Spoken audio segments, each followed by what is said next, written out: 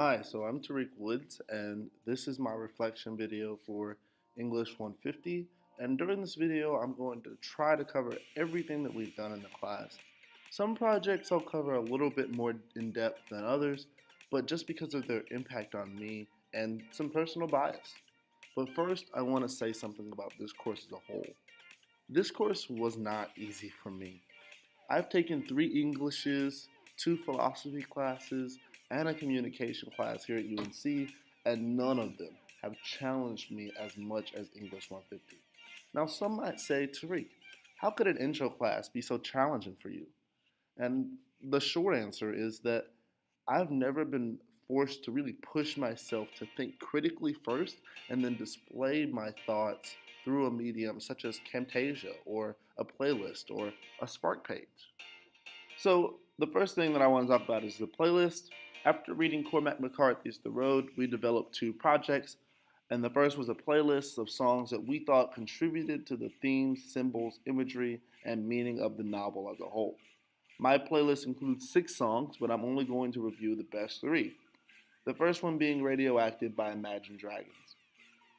This song was my first choice and is one of the only 2 songs left from the original soundtrack. Imagine Dragons perfectly captures the setting and mood of the novel The Road, with lyrics like I'm waking up to ash and dust, which is essentially how the novel begins, with the father waking up to a destroyed world.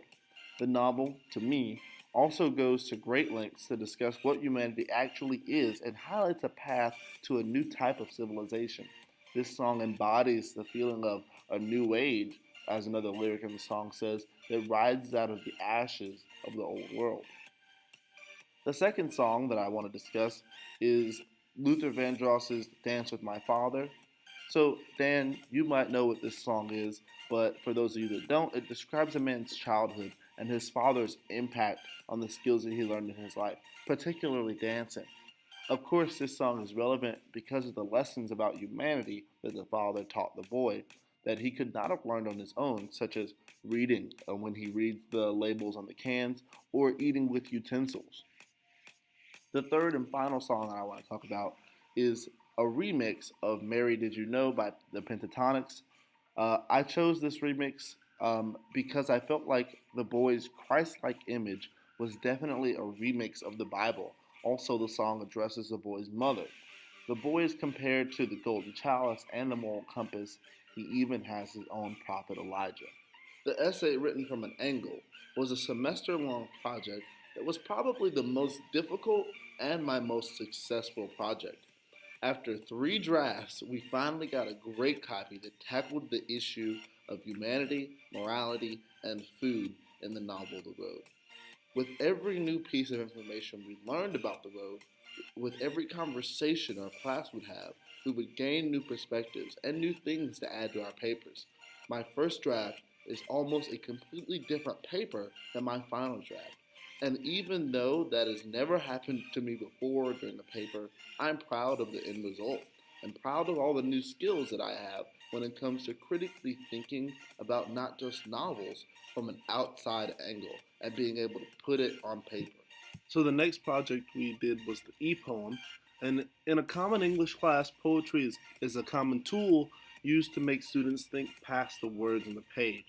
This class took that one step further and made me not only express the things behind the words through more words, but also through images, video, and sound. All of these things put together should evoke the mood cast by the poem, and I was able to get a good sense of the poem that I chose after reading it aloud to the class.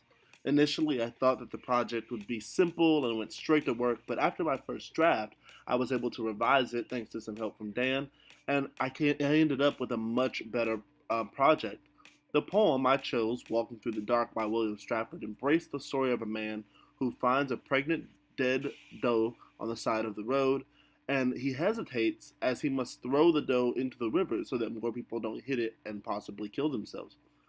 I was able to really pick up on some of those messages of life and warmth and death and hesitation through my final version of the e-poem. I was also able to find better quality images to go along with the video. Overall, I think this project was great. So after the technology crisis, I did the Gone Home review, Is it a game? Not quite, but it's definitely not a novel. This game was one of my more fun projects that really made me think around how I usually analyze mediums, and it made me look at it through a different light and find things that were used to display mood and themes. Novels usually use imagery and descriptive words, but this game opened up new and very utilized possibilities. I chose to review specifically the setting of the game and how it added to the mood of the overall story. Because I only had 4 days to complete this project, I wasn't able to go into as much depth as I would have hoped, but if I could do it again, I would start with slowing down. Since I had to talk at the speed of the videos I had taken, I was trying to hurry and rush through it, in my talking especially. Also, I would talk more about the letters that the girls write to each other and the privacy of the people living in the house and whether or not it was right to be going through their home. I believe that both of these topics are made very visible from the beginning, and they're found on the floor, hanging on the walls, signs on doors. Zooming in and making them easier to read for whoever is watching the video could be a very useful tool in making it clear. Through analyzing the setting, we find a girl going through some serious life changes, especially with her family and sexuality, and their home displays this accurately. Overall, I rated this game a 7 out of 10 because I do believe that it fell short and came up to some cliches, and that made the game kind of predictable. I could kind of tell where it was going. Also, I believe that the game would work better if they allowed the player to have more control over the decisions that were made. Next up was the Blade Runner and Do Androids Dream of Sheep project. We read the novel Do Androids Dream of Electric Sheep in our class, which from now on throughout this paragraph I'm going to refer to as Dados. And I have to say, it is not one of my favorite novels. Similar to The Road, it's post apocalyptic society, but it's drastically different from what makes people, well, people. I did not get to talk about why I prefer The Road to Dados, so I'm going to do a little of that here. In The Road, we found that the boy ends up being the moral compass, and that even though he is young, he is trained in the art of being human. This involves reading and writing, empathy, and civility. In Dados, they test humanity based on empathy readings, and I think that there is a lot more to being human.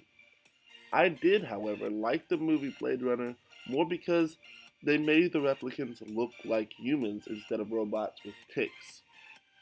This draws in the audience and pulls on our characteristics of being human and makes us feel uncomfortable when they get shot down because they bleed and they look like humans. They scream just like humans.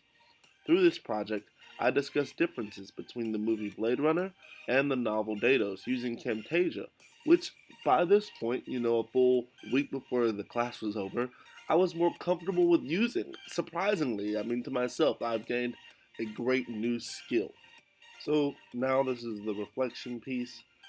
By no means am I the most technologically savvy, but through this class, not only have I learned to adapt to changing academic and outside environments, but also experience meaning and symbolism through different mediums. I have been exposed and practiced finding those meetings through alternative mediums and displaying them in other ways than papers. In the future, I want to go into politics and law, and this class has really opened my eyes to new ways to learn and grasp concepts, which will be very important to my future. I am glad to have taken this class. I was a little skeptical in the beginning, but I could never have learned this through anywhere else. Not to mention, our class was great and full of smart people who challenged the things that I thought. Being one of the two freshmen in this class was a little difficult. I was and still am new to this fast paced, hardcore academic lifestyle, um, and it was a challenge. But I've learned more out of this class than I have from any other while here at UNC. Thanks, Stan. If I'm ever president, you'll have to come by the White House so we can chat about how to keep away apocalypses.